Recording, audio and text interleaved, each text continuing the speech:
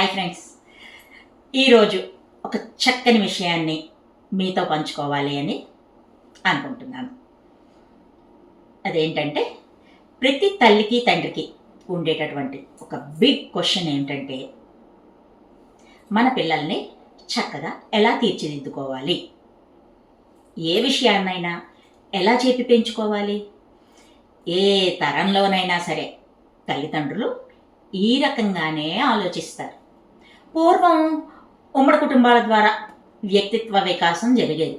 నాన్నమ్మ, తాతయ్య, అమ్మమ్మ ఇలా పెద్దవాళ్ళు ఆ బాధ్యతని తీసుకునేవారు. మరి ఇప్పటి కాలంలో మీడియా ద్వారా ప్రముఖ వ్యక్తులు ఆ బాధ్యతని నిర్వహిస్తున్నారు.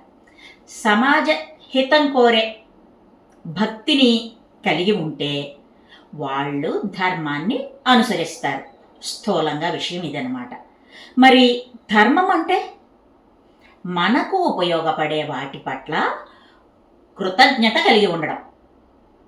ఉదాహరణకి, ఏ పనైనా మనం మన చేతుల్ని ఉపయోగించి చేస్తాం చాలా వరకు. కాబట్టి ఉదయం నిద్ర లేచిన వెంటనే మన అరచేతుల్ని చూసుకోవాలి. ఎందుకు? ఈ చేతులు మంచి పనులు చేయటానికి మాత్రమే ఉపయోగపడాలి అని అనుకుంటూ. అలాగే భూదేవికి నమస్కరించాలి. భూమి మనకు నిలబడే శక్తిని, అవకాశాన్ని ఇస్తోంది. అందుకే భూదేవికి నమస్కరించాలి. మరి సాధారణంగా మనల్ని చూసి అనుకరిస్తారు పిల్లలు. కాబట్టి మనం చేస్తూ కనిపిస్తే వాళ్ళు అలాగే చేస్తూ అలవాటు చేసుకుంటారు. ఒకసారి మనం వాళ్ళకి ఎందుకు చేయాలో వివరిస్తే సరిపోతుంది. ఇక దేవాలయాలకు ఎప్పుడైనా వెళ్ళినప్పుడు వృద్ధులకు కానీ పేదలకు కానీ దానం చేయాలి అనిపించినప్పుడు ఆ పని పిల్లల చేత చేయించాలి. మంచి సంస్కారం ఇలాగే అలవడుతుంది. మరి పెద్దలను కలిసిన వెంటనే నమస్కరించమని చెప్పి అలవాటు చేయాలి. మూఢభక్తిని పొరపాటున కూడా పిల్లలు అనుసరించేలా పెద్దలు నడుచుకోకూడదు.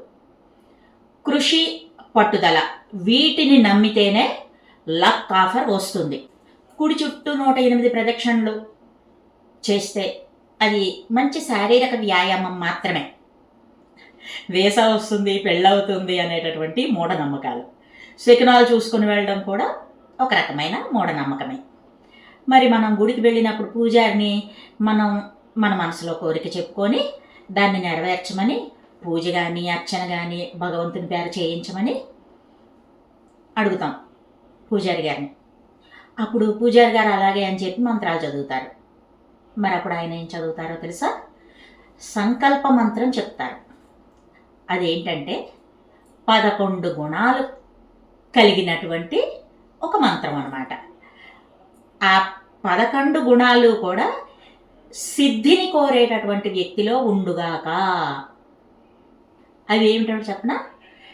క్షేమ, స్థైర్య, ధైర్య, అజయ, అభయ, విజయ, వీర్య, ఆయు, ఆరోగ్య, ఐశ్వర్య, అభివృద్ధ్యర్థం అనేటటువంటి చక్కటి సైంటిఫిక్ కాంబినేషన్ ఉన్నటువంటి మంత్రం చెప్తారు. ఇక్కడ క్షేమ అంటే క్షమించే గుణాన్ని కలిగి ఉండడం, స్థైర్యం అంటే స్థిరత్వం, ధీరత్వము అంటే ఎవరినైనా ఓడించగలిగినటువంటి సామర్థ్యం కలిగి ఉండడం, విజయం అంటే ఏదైనా సాధించే గుణం, పట్టుదల కలిగి ఉండడం, వీర్యం అంటే పరాక్రమం. ఇంకా తర్వాతవి దేవుడిచ్చేటటువంటి అదృష్టాలు, వరాలు అంటే ఆయుష్, ఆరోగ్యము, ఐశ్వర్యము ఉండాలి. అంతేకాదు అది పెరుగుతూ ఉండాలి, అభివృద్ధి చెందుతూ ఉండాలి. ఇలా అన్నీ ఆ వ్యక్తి పొంది ఉండాలి అని మంత్రం చెప్పి చివరగా మరో మంత్రం కూడా చెప్తారు. ఈ 11 లక్షణాలు కలిగినటువంటి వ్యక్తి ధర్మార్థ కామ మోక్ష చతుర్విధ ఫల పురుషార్థ సిద్ధ్యర్థం అని చెప్తారు. దీని అర్థం ఏంటంటే, ఈ వ్యక్తి ధర్మబద్ధంగా జీవితాన్ని గడపాలి, ధనాన్ని సంపాదించాలి. ఆ ధనాన్ని సమాజ సేవకు కొంత వినియోగించాలి. ధర్మబద్ధంగా కోరికలు తీర్చుకోగలగాలి. మోక్షాన్ని పొందగలగాలి.